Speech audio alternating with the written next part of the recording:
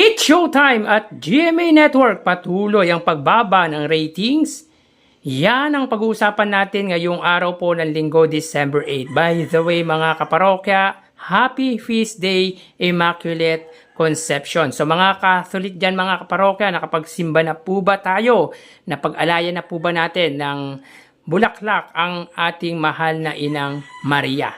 Anyway, bago natin talakayan yung mga kaparokya ay humiling ako sa inyo na pakisubscribe po ang aking YouTube channel.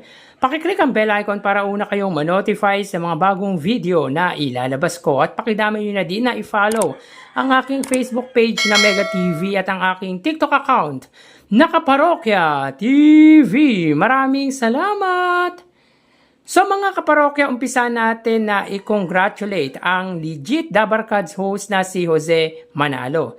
Bakit kanyo mga kaparokya? Dahil finally ay nag-propose na po ito sa kanyang long-time partner na si Mergin Maranan. Sa mga hindi nakakaalam mga kaparokya, ang live-in partner ni Jose ay dating Eat Bulaga dancer. Dati itong member ng EB Babes or Eat Bulaga Babes na pumalit sa Sex Bomb Dancers after lisanin ng grupo nila Rochelle Pangilinan, Joboy Pagia at marami pang iba ang noontime show ng iconic trio na Tito Vic and Joey.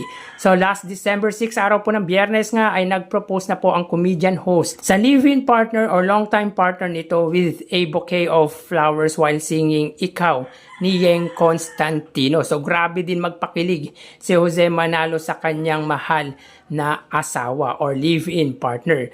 Romantiko ang datingan ni Jose Manalo. Sa huli ay matamis na oo naman ang isinagot ng dating EB Babes sa Eat Bulaga host. So congrats Jose Manalo and Miss Mergin.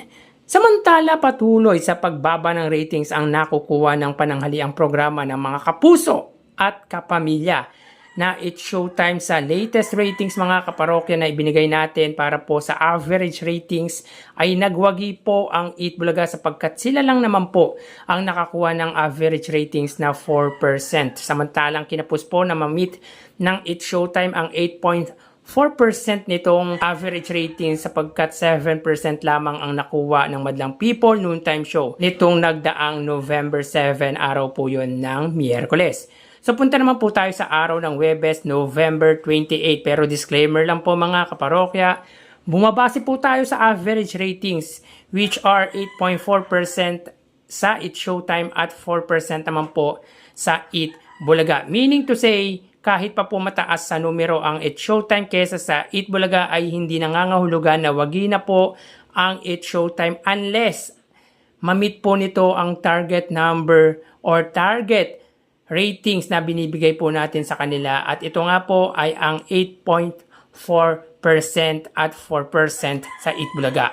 Ilang beses ko na pong ipinaliwanag kung bakit may average ratings po tayong ibinibigay. Pero uulitin ko po ulit mga kaparokya dahil nga po sa mga advantages meron ang It's Showtime sa katapat nitong noontime show in terms of free-to-air TV network or TV stations with 5 for It's Showtime against 2 naman po sa Eat Bulaga. And of course, the wider reach of GMA plus factor pa po yung malakas na signal nito kesa po sa TV network na pagmamayari po ng business tycoon na si Manny V. Pangilinan. So yan ay ilan lang sa mga bentahe meron ang Madlang People sa legit Dabarkads noontime show. So punta po tayo sa araw ng Huwebes, November 28. So makikita dito mga kaparokya, ang It's Showtime po ay may 7.6% at ang Eat Bulaga naman po ay may 3.6%.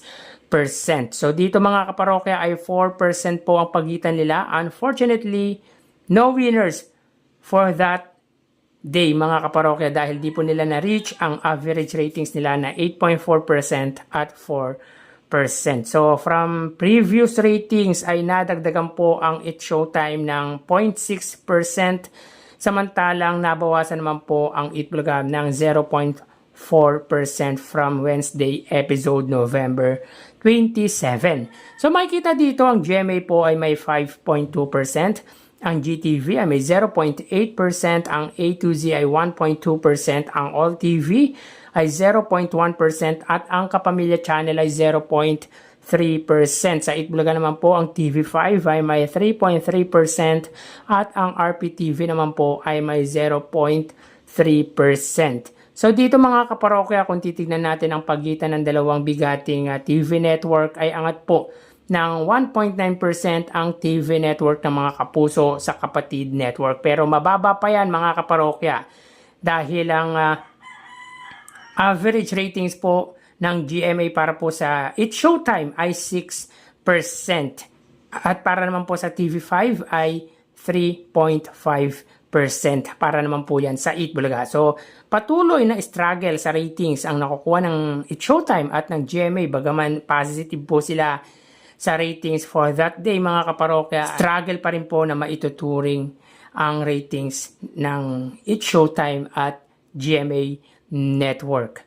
So, dito mga kaparokya, without average ratings, obviously, ang It's Showtime po ang siyang nagwagi. Pero again, mga kaparokya, ang ratings po ng Itbulaga simulat sa poll ng kahit pa po na hindi po lumilipat ang It's Showtime sa GMA ay naglalaro na lang po talaga ang ratings nila sa 3.5% pataas or 3 to 4% TV ratings. Simulat sa pool po yan mga kaparokya. Samantalang ang It's Showtime po nung first 2 months or 3 months ay naglalaro po sa 8% pataas ang kanilang ratings. Subalit nitong mga nagdaang mga buwan ay biglang bumaba na po ang ratings nila pagdating po sa GMA Network at sa lahat po ng mga TV stations na iniirehan po ng Madlang People Noontime Show. So hanggang dito na lang po tayo mga kaparokya. Mag-iingat po tayo palagi. Thank you and God bless.